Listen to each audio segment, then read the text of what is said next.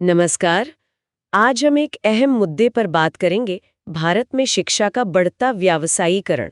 हाँ, और इसके लिए हम नगेंद्र कुशवाहा की किताब शिक्षा व्यापार या अधिकार के कुछ विचारों को देखेंगे। बिल्कुल।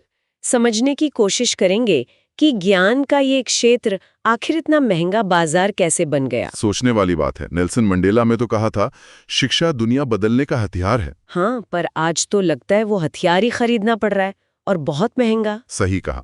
किताब यही सवाल उठाती है कि कैसे शिक्षा का जो मूल उद्देश्य था वो कहीं पीछे छूट गया और मुनाफा कमाना आगे आ गया। ये बदलाव आया कैसे, खासकर ये जो निजी स्कूलों का जाल फैला है। हाँ, यहीं से ये उत्पाद वाली बात शुरू होती है। स्कूल अब सिर्फ स्कूल नहीं रहे, वो ब्रांड बन गए हैं। ब्रांड मतलब कैसे, क्या करते हैं वो? बड़ी बड़ी बातें, English medium, smart class, world class facility, ये सब मार्केटिंग है, एक तरह की पैकेजिंग। अच्छा। सिर्फ ट्यूशन फीस नहीं, बल्कि admission fees, development charge, sports fees, computer fees, यहाँ तक कि फेस्टिवल चार्ज भी। अरे बाप रे। हाँ, किताब में जिक्र है कि नर्सरी में एडमिशन का खर्चा भी कई जगहों पर लाखों में पहुंच जाता है। तो ये सीधे सीधे एक महंगी सेवा बन गई है। और सिर्फ फीस ही नहीं, वो किताबों और यूनिफॉर्म वाला मामला भी तो है। बिल्कुल। स्कूल तय कर देते हैं कि फला पब्लिशर की महंगी किताबें लेनी है, फला दुकान से ही यूनिफॉर्म लेनी है। ये एक तरह का सिंडिकेट है। पर बड़ा सवाल ये है कि इतनी कीमत चुकाकर मिल क्या रहा है। हाँ, गुणवत्ता कैसी है? स्रोत बताते हैं कि अक्सर वो उम्मीद के मुताबिक नहीं होती। ज्यादातर जोर रटने पर रहता है। अच्छा। शिक्षकों को वेतन कम मिलता है, वो टिकते नहीं है, बदलते रहते हैं, तो माहौल अस्थिर रहता है।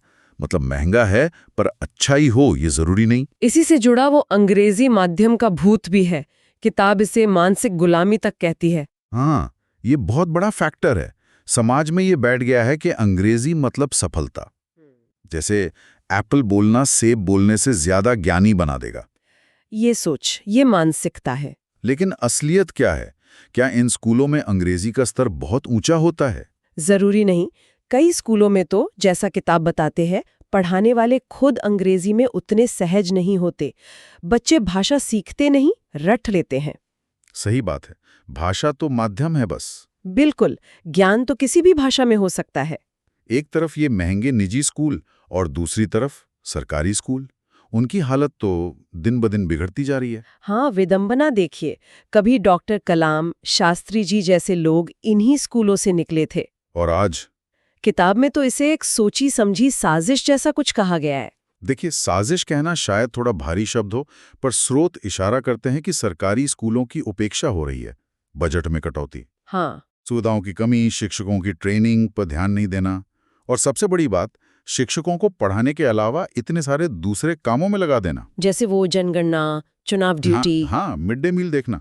तो वो पढ़ाएंगे कब? इससे धीरे धीरे सिस्टम कमजोर होता गया। किताब ये भी कहती है कि शायद कुछ लोग चाहते ही नहीं कि सरकारी स्कूल बेहतर हों। नेताओं, अधिकारियों की भूमिका। स्रोत बताते हैं कि ये एक अहम मुद्दा है। कई नेताओं और बड़े अधिकारियों के अपने प्राइवेट स्कूल चलते हैं। अच्छा, तो फिर वो क्यों चाहेंगे कि सरकारी स्कूल अच्छे हों? यही तो, इसे कहते हैं हितों का टकराव। शायद ये भी डर हो कि अगर जनता ज्यादा पढ़ लिख गई, सवाल करने लगी तो।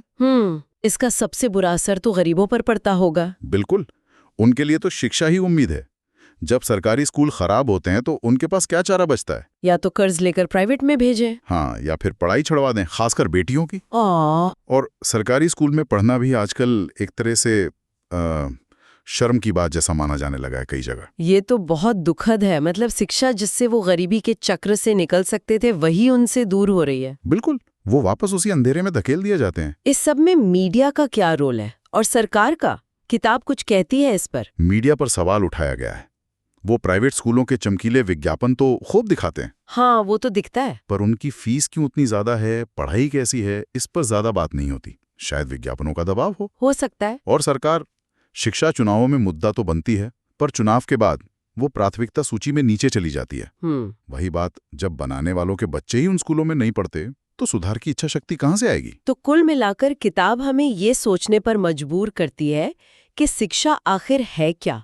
क्या ये हर बच्चे का अधिकार है, या बाजार में बिकने वाला एक महंगा सौदा? हाँ, ऐसा लगता है। निजीकरण और सरकारी अनदेखी ने मिलकर इसे आम आदमी की पहुंच से बहुत दूर कर दिया है। और अंत में एक बड़ा सवाल जो किताब छोड़ती है। हाँ, कि हम अपने बच्चों को दे क्या रहे हैं? क्या ऐसी शिक्षा जो उन्हें सोचना सिखाए, सवाल करना सिखाए, दुनिया को समझना सिखाए। या सिर्फ एक महंगा ब्रांड जिसे पहनकर वो समाज में अच्छा दिख सके। बिल्कुल, ये सोचने का, मंथन करने का विषय है हम सबके